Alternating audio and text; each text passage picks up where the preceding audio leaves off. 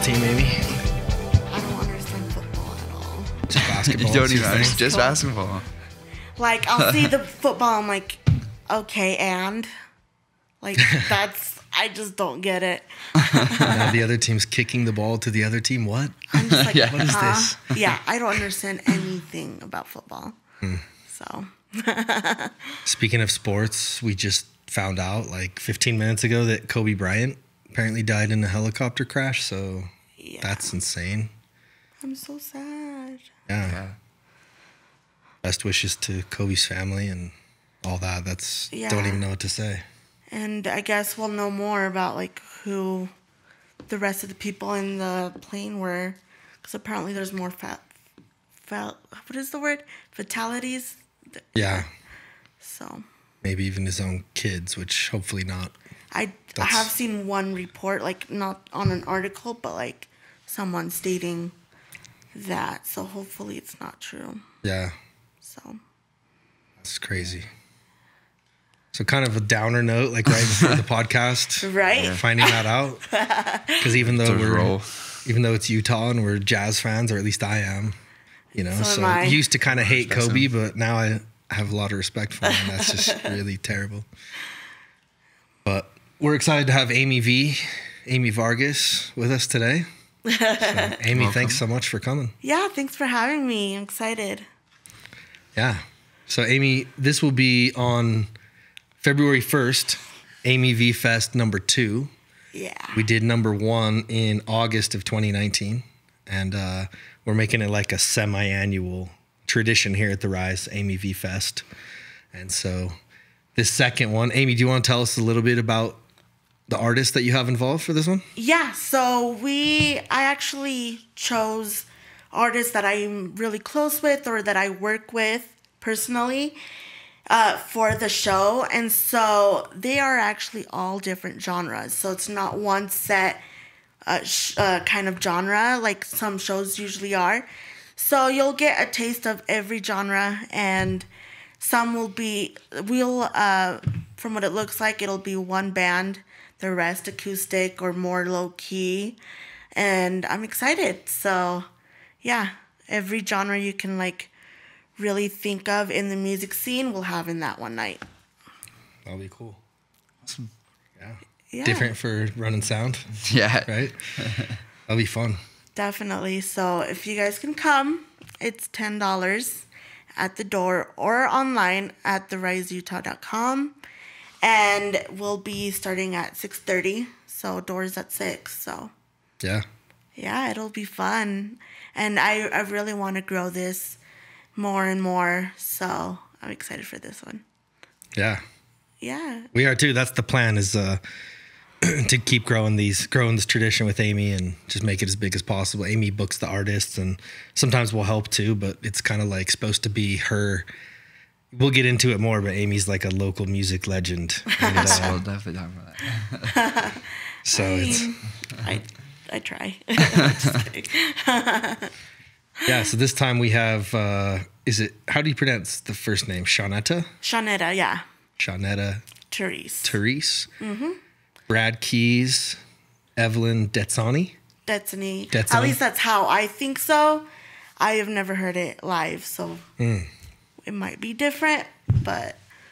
And then Kin Lodge, which is a band. Mm-hmm. And Belle, is it Belle or Bella? Belle Jewel. Belle Jewel. Yes. So, yeah, super excited for it. It's going to be a great show. Yeah, definitely. Thanks for letting me, grow this and letting me take charge for the night. So yeah, it's awesome. Yeah. You're better at it than we are. Whatever. So It's true. But yeah, I first reached out to Aimee about the idea when I bought this venue in July of 2018. I kept hearing from people about Aimee Vargas, like, you have to get to know Aimee. She's so cool, and she knows all the artists. And I was like, okay, because I'm from Salt Lake. So if I was from down here, I probably would have known her already. But I wasn't too familiar with like the Utah County music scene at the time. And so I reached out. Actually, you reached out to me I think and so. was like, hey, welcome. Like, I heard you got this venue. And if you ever. Of course you did. Yeah. That's awesome. And then I kept hearing. And so we just talked more and more. And I got to know about Aimee. And I was like, you know, what would be really fun is like an Aimee V festival, because you're such a legend around here. Let's blow it up, you know? And so I talked to Aimee and she was on board. And so, yeah, it's going to be an awesome tradition. Definitely, yeah. And I think I did, like, I added you once I heard who the new owner was. Because that's what I tend to do to network. I'll kind of reach out through social media, you know, follow or add, whatever that is. And then we met, and then this happened. So, yeah. I guess everything happens for a reason. It's been good. So. It's been good. So I'm sure a lot of people already know Aimee, but do you want to just kind of like tell us your background? Like, did you grow up in Utah? How did you get into music? And just tell us about yourself. Yeah, so I am 25 years old, and I actually started off with, I would say I started loving music when I was about 4 years old, and I was obsessed with American Idol, still am. Okay. And that always inspired me to just be around music and always listen to music. And then I started playing wheelchair basketball, actually. And then around that time when I started, I discovered that there was a music scene down here. And I just kind of never left. And about 2006, I discovered there were shows going on at Pier 49 in Springville. Oh. So that was my kind of... Where was it? Pier 49, okay. The pizza place in Springville Main Street. There used to be shows going on there all the time, 2006 era. And I think I was about 12 or 11 around the time. And I actually would go to those shows. So that was my taste with local music. And there I am as like a 12, 11, maybe 13. Do you remember your first like local show? Yes. I think it might have been The Last Vanishing Act, which at the time had Kathleen Fruin, who's a big artist here still. And yeah, I went because someone in middle school invited me, and I was like, I love this. And then it was in 2010 when I discovered Velour in Provo. 2010. Okay. And I started going to more shows. And then when it was 2012, when I stopped playing basketball and graduated and all that, that's when I actually started going to shows more and just kind of didn't stop going. And that's kind of where I'm at now.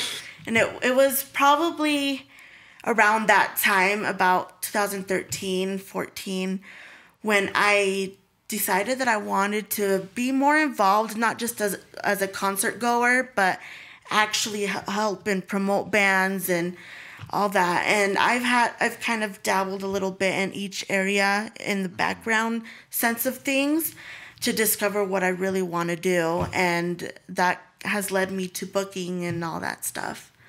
So, yeah. Yeah, that's awesome.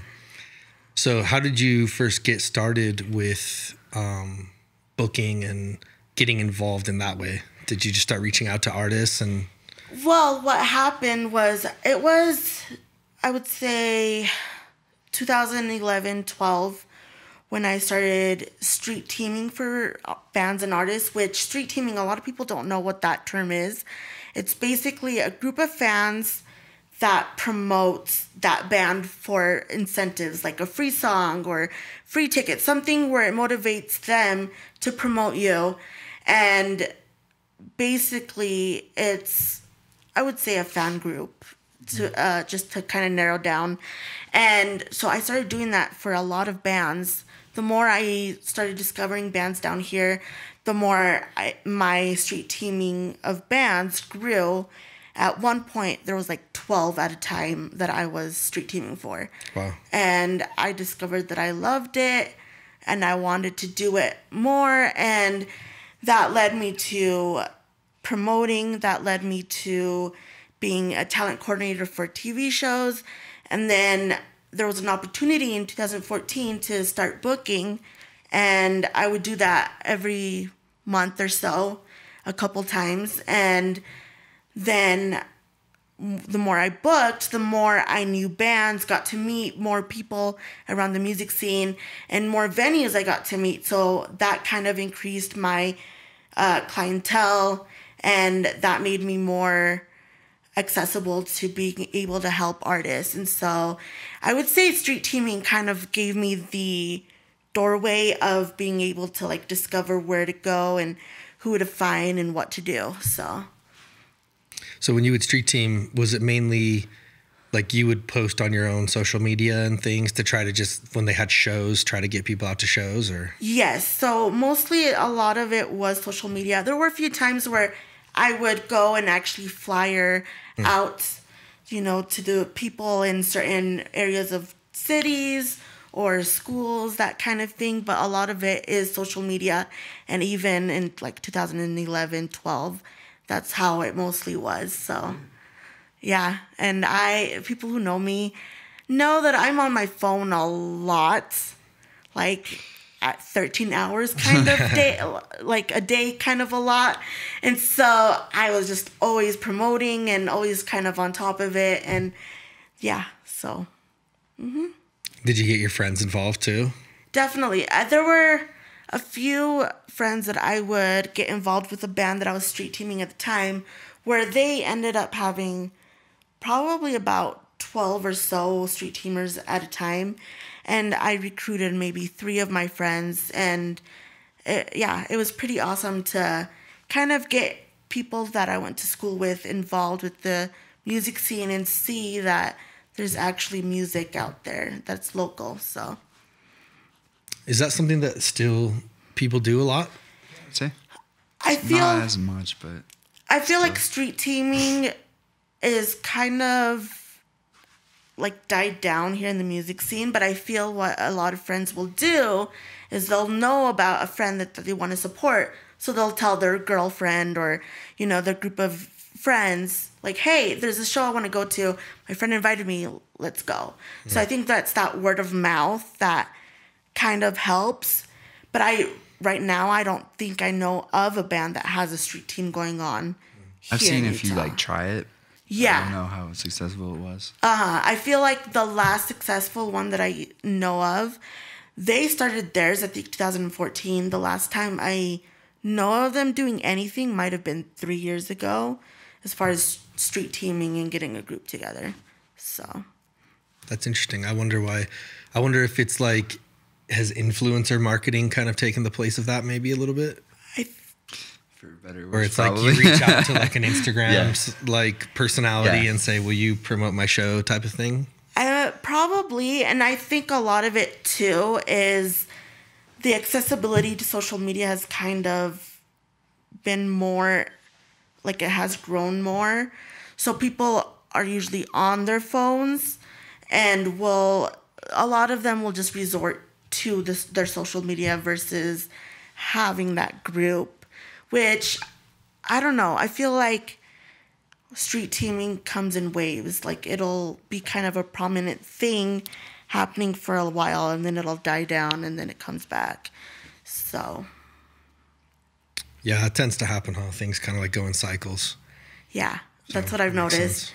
And I think with Instagram kind of changing their way a bit with adding stories, adding, you know, a certain way to make your algorithm better and like have your posts show more to certain people. I think they try to master that, and it kind of, yeah. Yeah, I know what you're saying. And I feel like a lot of people struggle as well with trying to seem personable when they're street teaming, when they're out in public actually trying to reach out and not seem like they're advertising to the point where it's just too out there, you know, like too in their face.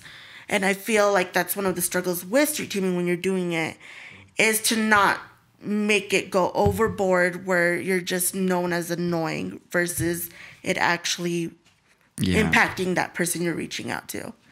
So I think that's why it kind of has died down for right now, is because the idea of telling random people, hey, look at me, has now given a negative connotation to it. You know, like, for instance, I know to not message people I don't know on Facebook because it looks bad on me as that person that's like, who is this random person, like, telling me about this show? Like, Yeah, they just want to. I don't care. They'll delete it. You know, yeah. Yeah. They won't read it, or they'll just read it and then move on. And I feel like that kind of transfers to an face-to-face thing, is like, because you're constantly given advertisements, you know, billboards, radio, word of mouth from people that you do know. So, like, you don't, it's probably overwhelming of like, ugh, another person that's advertising. Like, when you go to the mall, do you usually stop by the kiosk of the people who are standing there and say, hey, do you want to try my product? No, probably. And I feel like that's the same with street teaming too, is people will try to just go to their destination and they're constantly bombarded already, like at the mall, wherever they go, that it's like, I'm out in public. Yeah. Who's like, there's this band, you know, trying to promote themselves, but why do I care? So. Yeah.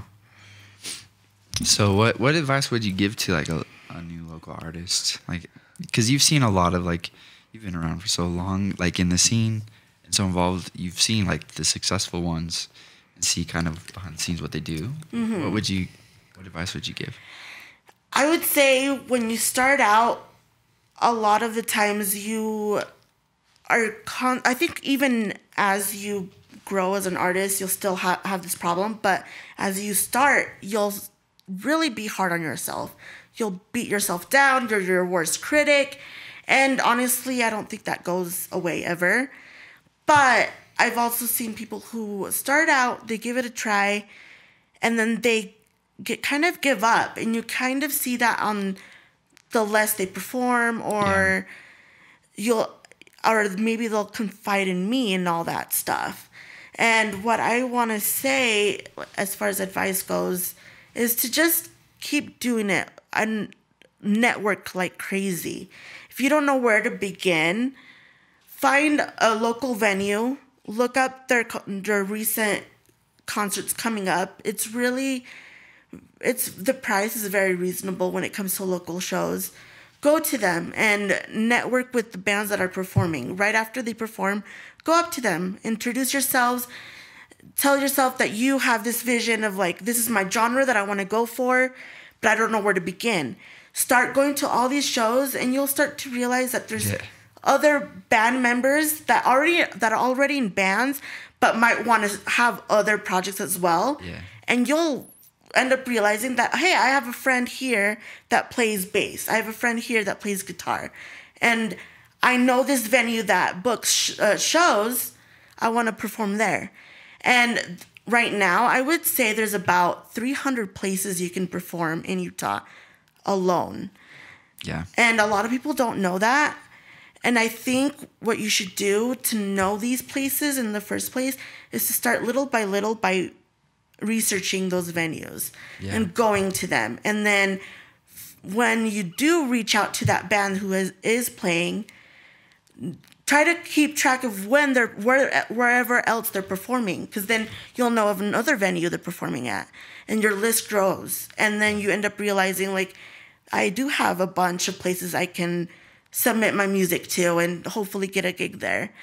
And yeah, networking is crazy. Like, I would say networking is like the best avenue to go for. Yeah. You know? That's something that me and Nate talk about a lot, is like, we like meet tons of artists all the time, and they really want their music to like take off, especially locally. They want to sell out the venue all the time. Everyone thinks they can sell out a venue. And then you realize that they don't even go to local shows. Yeah. And we're like, okay, if all these artists are going to each other's shows and supporting each other, then everything would change, you know, like within their own music as well. Definitely. And it's like, that's how you network. You just go to shows. Yeah. You see what other people are doing. You learn from them. You talk to them. And yeah, because not only are you networking with them, but what I would hope for that artist too is when they're watching them perform, they kind of see the do's and don'ts of what they should do on stage. Mm-hmm. And then that helps them to be able to do like what's best for their set. Yeah. And if you don't have the budget to go to a show, or maybe it's at a certain time of the night where you can't make it, maybe you have a 9 to 5 or 9 to 9 basically, and you can't make it, I would say to go on Facebook. Facebook is a huge utility, and I use groups like crazy. There's so many groups that people are a part of, and if you have a hard time trying to find Utah related groups that are for the music scene, what I usually do is I'll type Utah music and a lot will show up. And then I will join the ones that I want to that are based on a certain genre or a certain topic that group is for. And you'll find a huge community there. And that's the way to network, I think, is through Facebook if you cannot make it to shows. Yeah. But I would say use both for sure. Exactly. So. Yeah, nobody should go to more local shows than local artists. Yeah. That's kind of what I say. Like it's local a no-brainer. Artists and bands, they should go to more local shows than anybody. You know, that's like what you want to do. You got to be familiar with it, and it's fun, and you'll meet people who are doing the same thing you. And maybe those people themselves can't make it because they're gigging. But and that's I feel like that's okay, but on the times that you're not, go to these shows in the summer. Like there's a lot of free ones, or even cheaper than the ones that are usually in the winter or spring. Go to them and network with the owners of the venue themselves too, because then they will have a face to correlate when later you reach out through an email or you reach out again face to face and say, hey, I'm ready. Yeah. Makes total sense. So I'm really interested in your story. I think you're an inspiring person. You talked about wheelchair basketball. So what causes you to be in a wheelchair? Is that something that you were born with, or? Yeah. So I have spina bifida. Okay. And it's one of the most common birth defects right now. And there's a lot of different levels to spina bifida. Some are more severe, some are not. I would say I'm kind of in between like the less severe and not at like, it's not as severe, but it's not as like it's not like I don't go through issues, you know? So It's kind of like right in the middle, I would say. And I started playing wheelchair basketball because when I was 14, I was trying to discover who I was, trying to figure out what my purpose in life was and why am I even here? Because I don't know if this is like too heavy to bring up, and I'm okay with bringing it up because it's a part of what I went through. But I was sexually abused from the age of 5 to 7 by someone who was really close in my family unit.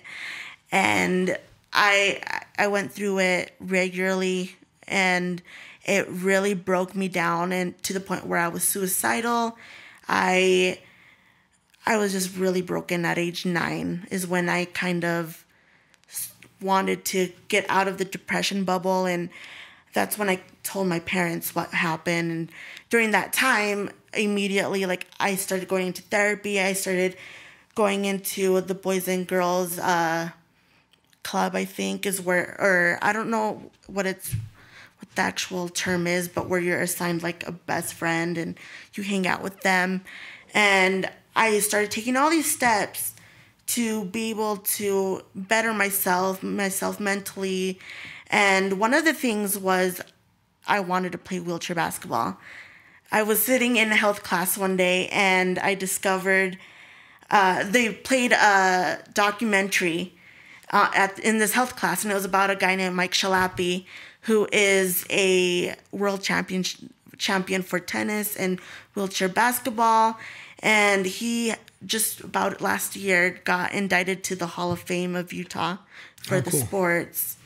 And I got to meet him because of some people who were very like generous, and actually all the stars aligned, where then they ended up meeting his nephew and they told them about me, and I ended up meeting him within a year of kind of telling this person that I wanted to meet him. And then a year after meeting him, he got me into playing wheelchair basketball. And next thing I know, I'm 15 playing for the wheelchair NBA. Yeah. And so, yeah. I know that. That's so cool. And I stopped playing in 2012. So I started 2009 started. And then I ended in 2012. And I discovered the music scene in 2010. So in between all of that, when I wasn't traveling out of state to go and compete, and when I wasn't going to high school parties, when I wasn't doing homework, I was at concerts. It's busy. So wheelchair basketball was a huge part in me being able to discover myself. And I think it came at the right time with the music, because music is a huge part of what I am. And the music scene helped me heal and helped me discover, like, this is what I want to do. And I think wheelchair basketball played a huge part in it as well. That's so cool. Yeah. So you would actually travel around the country and playing games and And the last tournament I had, we ended up placing third in the nation, and so that's where I would say I placed when I left the team. And so it's crazy to say that at age 15 you're playing for the wheelchair NBA. Yeah. Not many can say that. So usually when you say I played for the NBA, they're in they're 25 or older. Right. But my wheelchair basketball has a division that allows 15-year-olds and all that to be nationally ranked. So it was awesome being able to travel. So. Yeah. Mm-hmm. Yeah, that's cool experience. Yeah, and it's a huge part of who I am again. And for those who are like interested in that kind of thing, I would say to look at the Utah Wheeling Jazz, because they're a huge part of why there's even wheelchair basketball here in the first place. So cool. Yeah. So how it seems like the wheelchair basketball maybe played some part in like tie-in with music. Is that you've kind of connected those two a couple different times? Is that? I would say in my process of being comfortable in who I am, and that's why I'm so connected to music with the way that I am, is because I was involved in both at the same time, that it allowed me to just break out of the shell that I needed to break out of.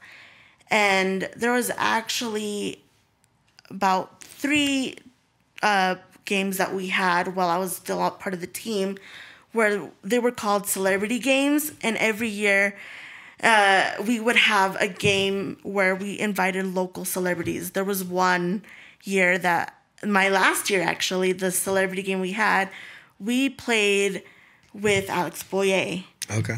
And that's how I met him, actually, is something basketball related, which is weird to like say. And we've had David Osmond. And so we've got to be able to tie a lot of the bigger known names in Utah to basketball. And that's what I love, is being able to let people know about the music scene, because people in the side of, basketball, or people who I went to school with, don't know the side of music that I'm involved with. And then the people that I'm involved with in music don't know that there's a basketball team for people who are in wheelchairs. So I love to be able to introduce both of my worlds to each other. And I've always been really passionate about both, and being able to provide that to both of them. Yeah, I guess they both are kind of similar. You meet a lot of people Yeah. get out and, be active and meet. Yeah. Definitely. Social. And I feel like with music in the local music scene, you want to be able to give awareness of the talent that there is.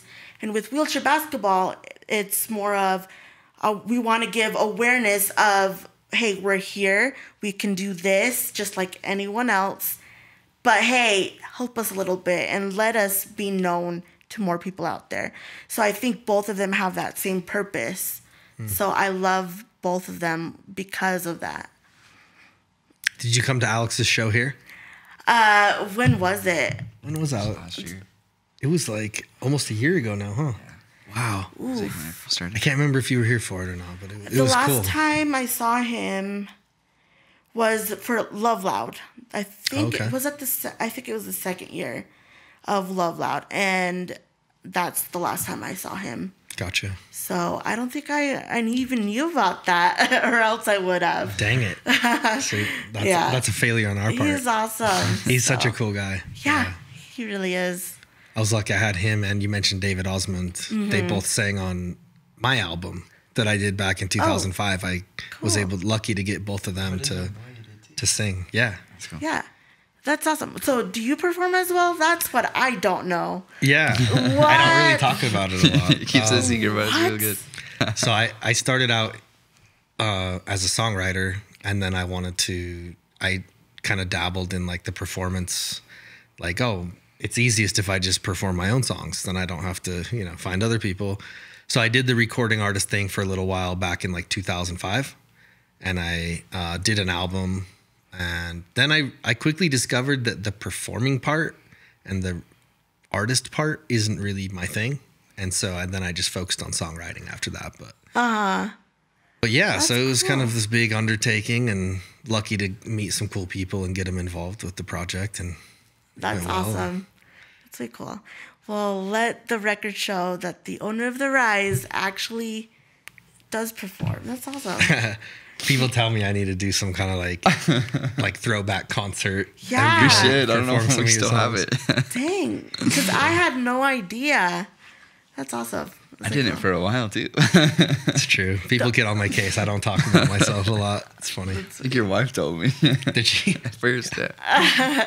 I actually, when I was 4, I started loving music so much that I'm pretty sure by the time I was born, I wanted to be a musician. I wanted to be a singer and be the front lady of the band or whatever. And I actually pursued that from till the age of like 17, and then I gave up on it. I that's like the worst word to use, but I discovered that I didn't want to be a singer, and because I actually hated the process. And I feel a lot of people struggle with that too, is they get so down on themselves, or they're too perfectionistic, like that they end up hating the whole process. And me, I felt like I couldn't take it seriously, and I didn't want to bring, I would say, shame, I'm saying that in quotes, to the music scene, and being like that girl that doesn't take things seriously and just like, but considers herself a musician when she's really not working for it, kind of thing. Gotcha. In a way, I feel it was kind of a blessing that I did go into another avenue, because when it was in 2015 that I developed a lung condition, and I can't even go through one verse without getting a headache. Like, I'll be in my car singing along, and just one note will just give me pressure like around my temples, and because my lungs are trying to catch up and they can't. So your brain's not getting enough oxygen. Yeah, and I feel like if I was a musician, I would just be going crazy right now. Like, I've lost my vocal cord. Like, my vocal cords have probably been pretty damaged, and my lungs obviously not doing what they're supposed to at the right moments. I feel like I would be in a very dark place right now if I was still trying to pursue that avenue.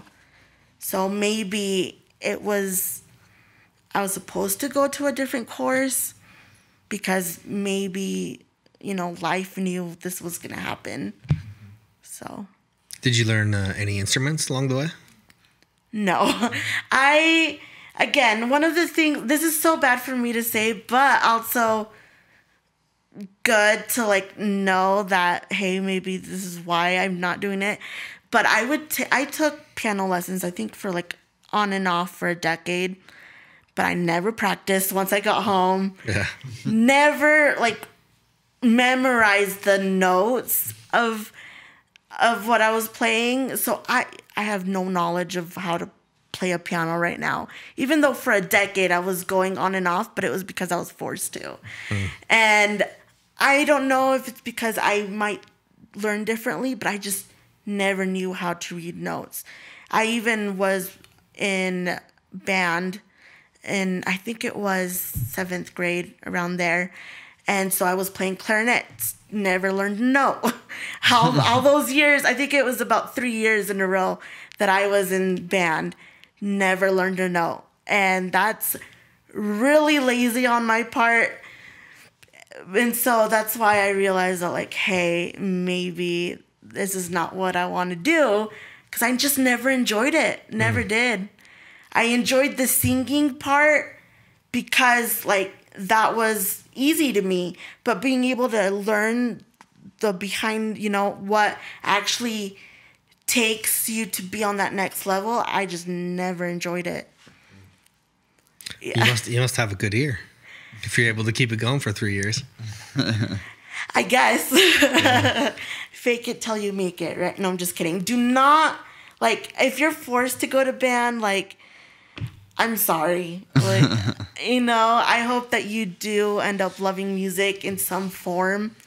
Like me, I hated band and piano and all that stuff, but I still found a way to enjoy music. And, I was forced to at that time, but hey, I'm still involved with music somehow. Yeah. So. I was kind of the same way. I think my piano teacher was shocked when she found out that I actually did music, because I didn't want to do piano, and singing was kind of the same too. Like I had to kind of force myself, and that was part of why I stopped doing it. Is like I could do it well enough, but it like wasn't enjoyable. Mm-hmm. Whereas the songwriting was for me, and so I just kind of went in that direction. And I think with every career you go for, there's certain aspects that you hate and some that you love. But I think with me is I hated like 90% of it. And that's when you start realizing, like, hey, I might want to do something different. But there's always going to be hard moments. There's going to be times where you want to give up. And that's when I try to, I guess you could say, be a therapist to people and tell them, like, hey, don't give up. There's going to be hard times. There's going to be times where you think people aren't listening to you, or that you yourself, like, will never get to a certain place that you want to be. But if you do love it and you want to see yourself if you have a goal for yourself and you want to meet it, do it until you get there. Because everyone thinks low of themselves, I would say, most of the time. And when you realize that you're not alone in that thinking, then you'll realize, like, hey, then there's space for me, because everyone else is trying, and that's the key word. It's easy to think everybody else has some magic formula that you don't. And yeah. Their life is somehow easier or better than yours, Yeah, definitely. And me, I love to look up to people. Like, I have a huge list of people that I look up to, because the more I see, like, hey, I want these qualities, the more I try to keep up with what they're doing and all that. And I feel like people are going to do that with you. You'll get fans that appreciate your art, that not only do they think you're good, but they appreciate everything that you stand for. And you'll get people that will be very loyal to you. You'll get there. And if you feel like you won't right now, just keep practicing your craft and network while you're doing it. Yeah. Be able to tell your story. Definitely. That's something at the Rise we're really big on, is like, people get attached to stories, and they relate to it. And so every artist has a unique story, even if sometimes they don't think they do.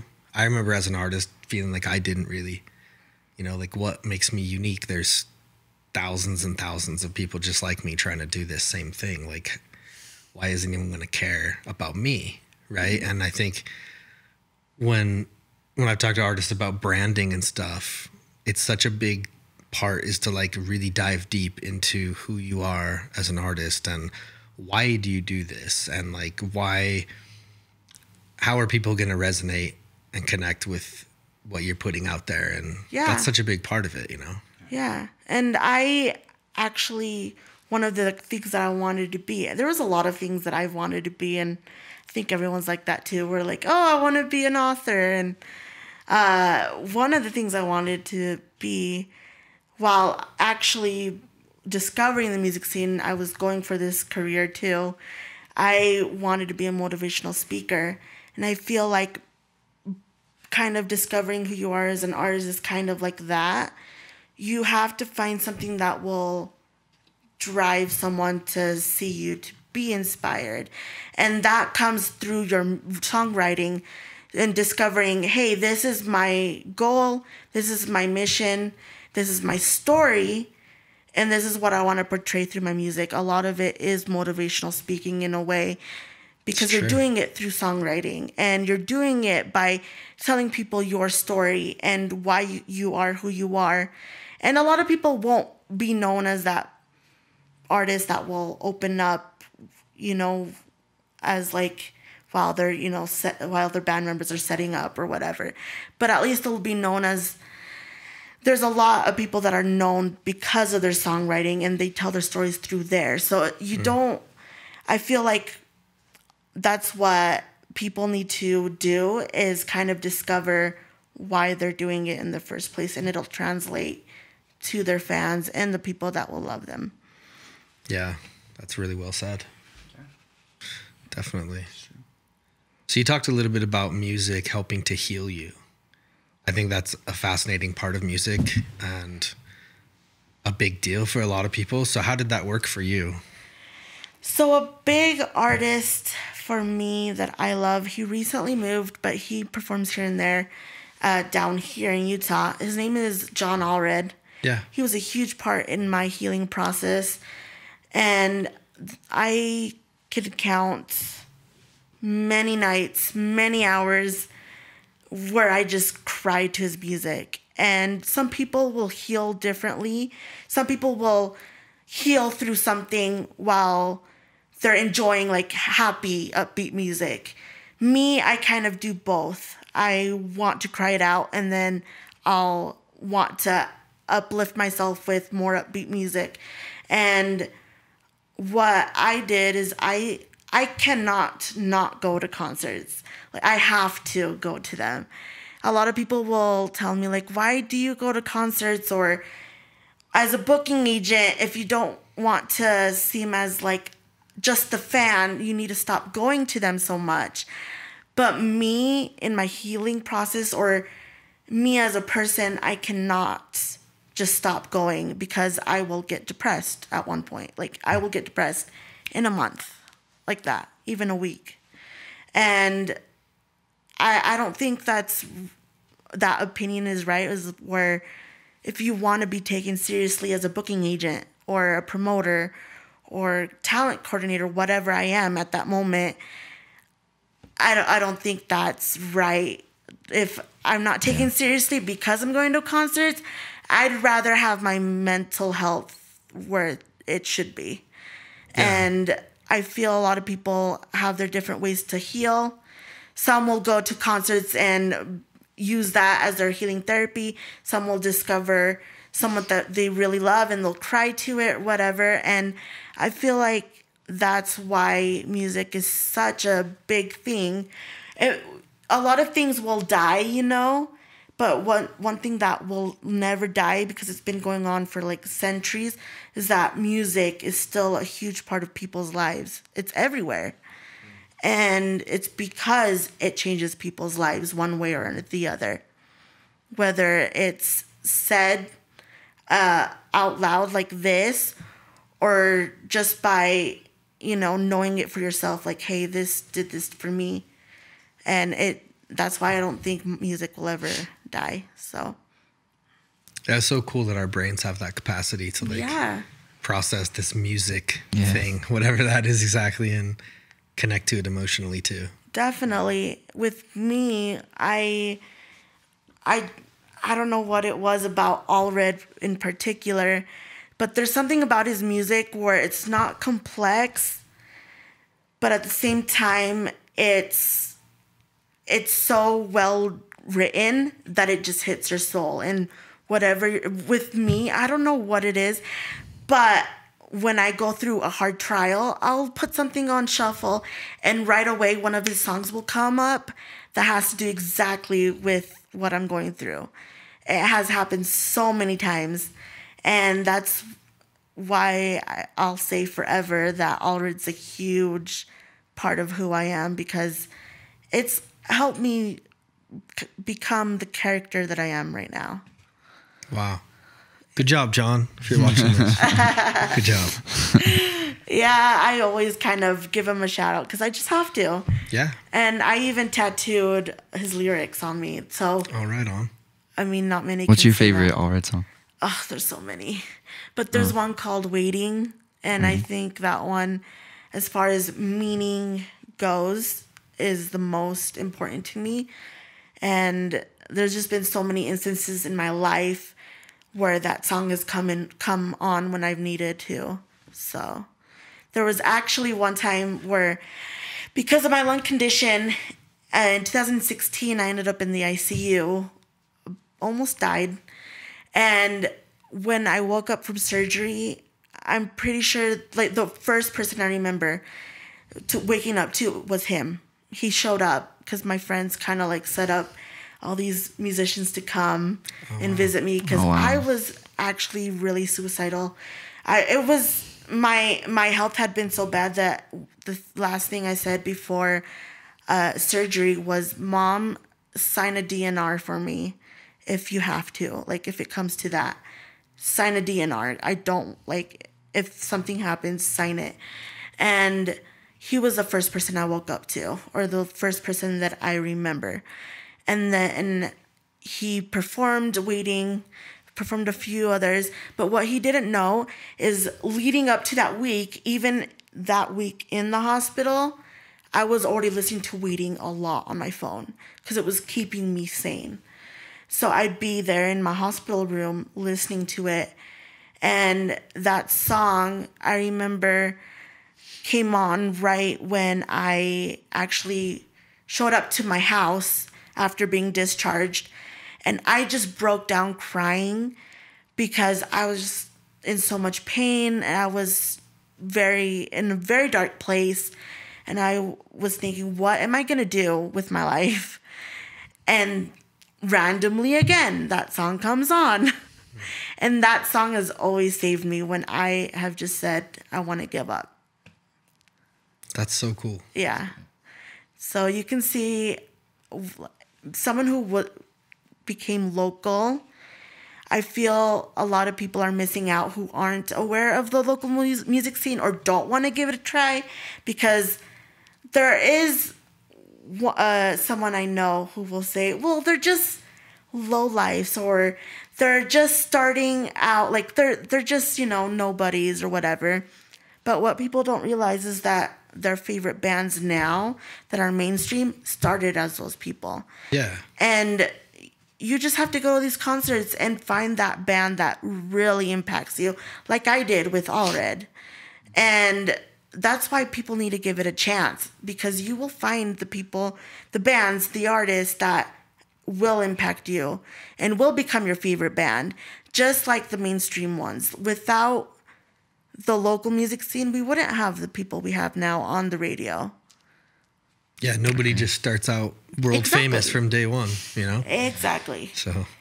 Exactly. And that's what people don't realize is you need to go to these places so that the mainstream music actually grows and has more variety and doesn't die down or doesn't get devalued by, being the cool one versus having actual good contact, you know? Yeah. Yeah. I think it speaks also to like people not being afraid to share their voice, whatever it is. Like John, you know, I'm sure he had moments of like considering, am I doing the right thing? I'm sure it was like hard at times, wondering like, is my music ever going to go anywhere? And I'm sure knowing the impact he had on you, even if that was all that came of it, that would be worth it. And like people resonate with different voices, you know, somebody else is going to feel the same way about someone else's music. And even if your music just touches one person in that powerfully of a way, to have such an impact on another person's life, I think is so cool. Definitely. And one thing that I do know artists do struggle in the music scene is to be able to have that fan base in the first place. And it's a lot about networking with them too, and actually creating friendships and creating more of a personal level versus like, hey, come to my show, hope you're my fan. Because that won't attract people to be in love with your music. You have to create these friendships with them. If you can't start out with meeting them at a show that you do support or meeting them after the show you perform at, start online. Start finding a community of people who are searching for music. And you'll realize that, yeah, you have a message. There are people that want to support you. And the ones that are supporting you beyond because they're just friends with you are the ones who are going to support and actually share your music. Yeah. Anyone who's like authentic to who they are, they'll find a like-minded community. Definitely. People who are like them, you know? Yeah. That's one of the biggest keys is like, be willing to be vulnerable, be willing to like share who you really are. And if you do that, you'll find people who resonate with you. Yeah, and there'll be people who are mainstream who you'll look at and be like, how did they become famous in the first place? But it's because there was a lot of things that they did right. And one of the things that they did right was the promotion, was the networking, was the personable likability, you know? Yeah. And that's one of the things that they definitely got right to be where they are right now. And that's the thing is, there's going to be people that you say, like, how are they doing good? But that doesn't mean that they're good or that, that it doesn't mean that they're bad.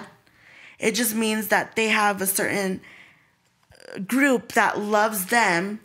And so you as an artist have to think, well, if they're just considered okay, but they have this fan base, I'm going to work at my craft until I am really good. And I'll find people that actually love it, you know? Yeah, it's not like music in general is not really about talent. It's more about like striking a chord with someone, like hitting emotion that people relate to. So it's like, these local artists think, oh, I have to be really talented and like they're made it because of their talent. But a lot of the times it's because they connected with an audience really well. And you can't make it in a mainstream level or whatever level you want to be based on just networking alone. Like obviously while you're networking, work on your craft and get opinions by the people you trust, not just by anybody, because there's going to be people in, whether it's business or people who claim they're your friends, who are going to probably try to sabotage you on purpose. And so while you are networking, work on your craft. And that's one of the things that while these people who have quote unquote made it also worked until they thought their music was at a perfect standpoint. So it wasn't just networking alone. And because some people will think one aspect will work and they don't have to do one part of it. You know, some people will be really good, but really don't know how to promote themselves or they don't want to. And so that's where they lack. But unfortunately, you have to master both. And when I say you have to master your craft, not everyone's going to like it. You'll have a billion no's in the industry until you get a yes. But that doesn't mean that you're horrible or anything. It just means you have to master at what you're doing until you think it's your authentic self. And if people don't like it, you'll find people that do. Yeah. And just being willing to do the things that a lot of people don't want to do.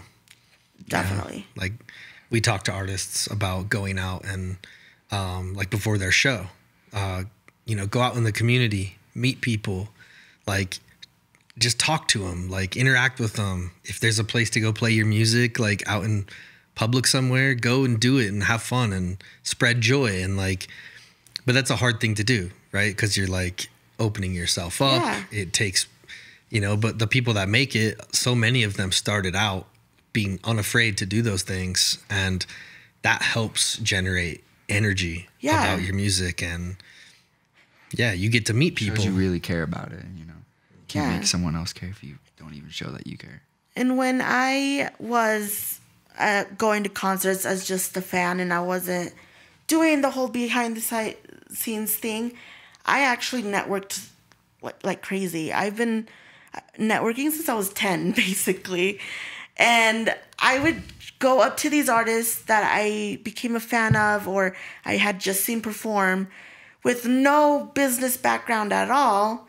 But because I did it, it helped me in the future when I did start working in the music scene. Because I had already gone up to these people and actually formed a friendship or this fan musician kind of fan like persona with them. And yeah, you'll never know what that network will do in the future for you. I have had some crazy experiences where some people would be like, you're just lying. But no, things happen. You meet the right people and eventually something will happen where you're just like, wait, what? Like, how did I go through this? Like, how did I become lucky? But it's because you have to put in the work to get there. What's your favorite, like, all-time experience like that where you're just like, how did this happen to me? I have so many. I did get to help street team for Tyler Glenn. Cool. So I got selected by, I think their radio station or their management. I don't know what it was, but they were doing this thing where they were selecting a few people to promote in each city that they had selected. And I was one of them. And that was an awesome experience, being able to go out and flyer around, put stickers around, and actually interact with Tyler Glenn of Neon Trees.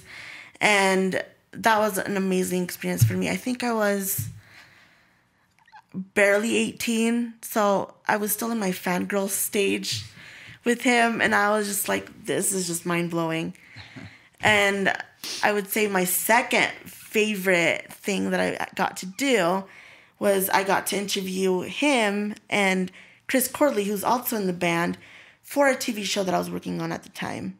So, excuse me. But yeah, I would say those are my top two. Another one that I really, really loved to be involved with is I got to help John with the promotion side of things to get him on the Billboard charts and on the iTunes charts all in 1 week.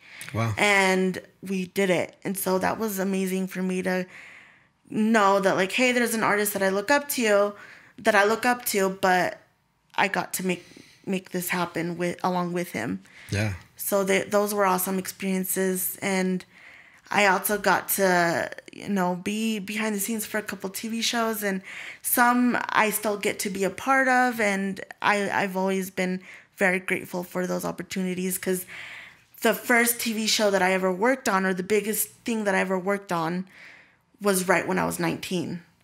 And not many can say that. Yeah. And when I would be like, yeah, I'm 19 and I'm a TV talent coordinator for this TV show, people would be like, you're 19. What? I'm like, yeah, I just graduated like a year and a half ago. Hello.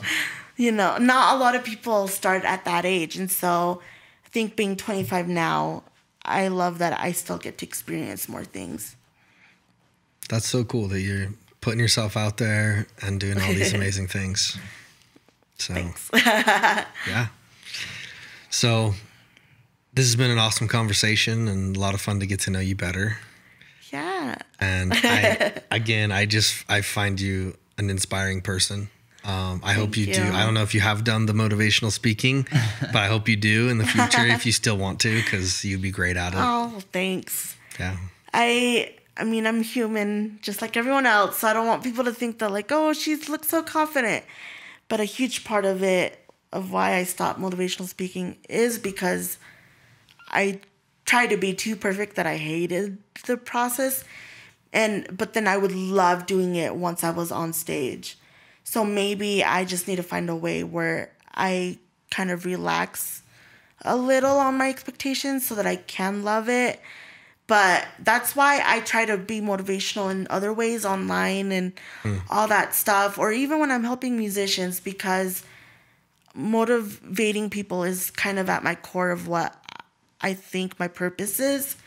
And that's why when I see musicians actually on stage so happy, that's my biggest accomplishment, is seeing that smile on stage, because they're not letting their fear get them down in that moment.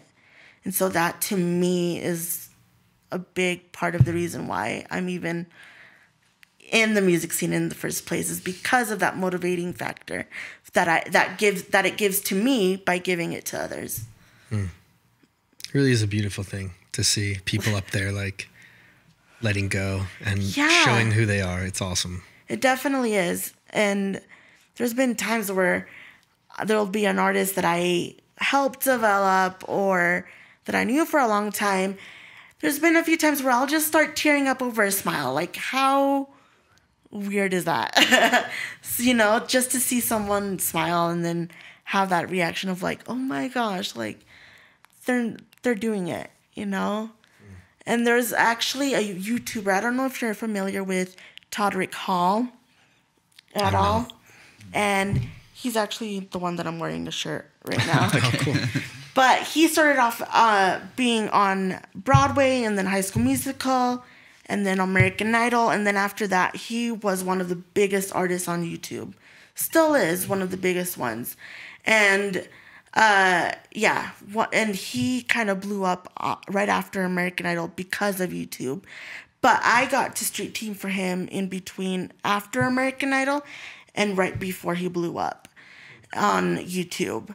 And I actually got to see him perform for the first time 9 years later, just in October of the one that just happened. Got to see him live, and I cried when I just saw him smile, because I remember that phone call I had with him 9 years ago where he was telling me all of his dreams and what he looks forward to, and all these people telling him that he can't do it. And to see him on stage selling out and being where he is 9 years later, like that, to me, I was kind of like, that's my baby up there. Because that to me is the thing that I look forward to, is that genuine proudness that they finally have for themselves. Yeah. That's awesome.